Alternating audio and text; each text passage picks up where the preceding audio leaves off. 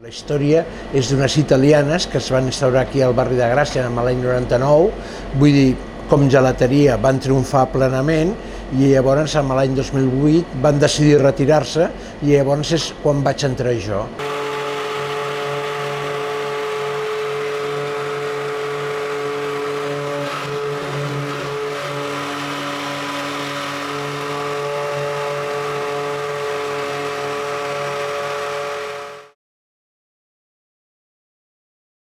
No n'hi ha cap dubte de que el que els agrada més és el producte, és el gelat. El gelat nosaltres aquí ho fem d'una manera molt natural, molt a l'antiga, i vull dir amb receptes que són de fa molts anys, dels anys 50, i que primen la naturalitat del gelat davant dels productes que n'hi ha avui per fer-los, no? I això es nota molt amb el gust, en la textura, i això la gent ho valora molt. No és que siguin especialitats, però sí el que són curiositats, perquè la competència són gustos que no en té i que llavors nosaltres els tenim, encara que no siguin uns gelats de molta rotació, però sabem que agraden i que la gent ve a prendre-se'l. Com el xocolata negre de l'avi, que això ja ve d'abans, vull dir, la regalèssia, el gelat de canyella, tot això són curiositats que vull dir que no es troben habitualment.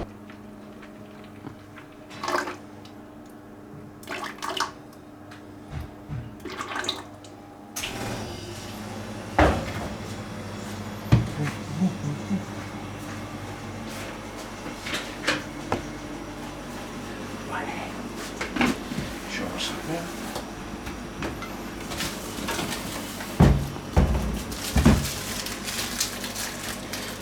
Aquí està la maduixa, que la vaig a comprar al mercat, i llavors ja la netejo i la congelo per poder-la tenir durant tota la setmana. És maduixa de Huelva, que té molta fama i que la veritat és que està molt bona. I així tot això que m'estalvio de tenir-ho que fer en el moment de fer el gelat. Estic traspassant la botiga perquè, molt senzill, perquè em jubilo, perquè ja em tocava jubilar-me fa un any i m'agradaria ja traspassar-la i poder-me jubilar. Clar, és un tema ja més personal, no? Però bueno, amb moltes ganes de fer-ho, però també amb moltes ganes de que n'hi hagi una continuïtat amb el negoci, perquè els clients és el primer que et pregunten, no? Escolta'm, si marxeu, què fareu, no? Bueno, doncs primer que no marxem. L'únic que marxa sóc jo, no? I la idea seria intentar continuar, inclús oferir el know-how a la persona que agafi el local per poder-li ensenyar i donar-li les mateixes receptes que tenim dels gelats.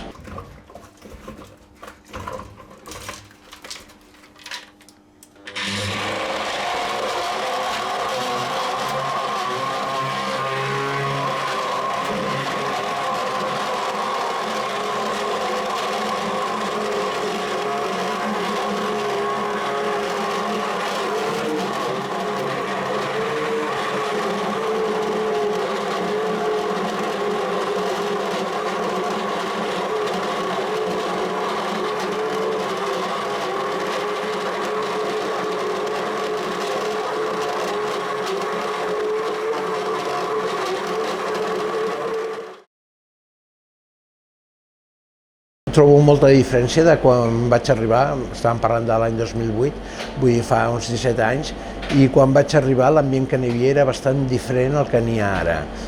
Vull dir, jo diria que una mica ha perdut. Abans Gràcia era un barri que veies que la gent venia per la gran oferta que n'hi havia de coses molt curioses que no es trobaven a cap lloc de Barcelona, i això era un motiu per cridar a la gent. És un barri molt vital que acumula molta gent, a més jo el que denomino turista nacional, perquè és gent d'altres barris, inclús de Sabadell i Terrassa i de l'Hospitalet, que venen aquí a passar el dia, i això es nota molt. Llavors, amb això, clar, es tradueix que a nivell comercial, com el nostre, per exemple, la gelateria, és que n'hi ha més gent al carrer, i si n'hi ha més gent, normalment, això fa que n'hi hagi més consum i més ventes. O sigui, comercialment a nosaltres ens va molt bé.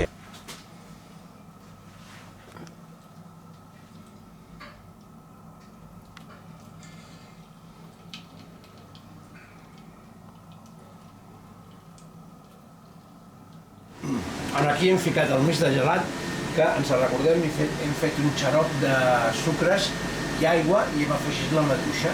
A partir d'aquí ho fiquem en aquesta màquina que es diu la mantecadora, vulgarment.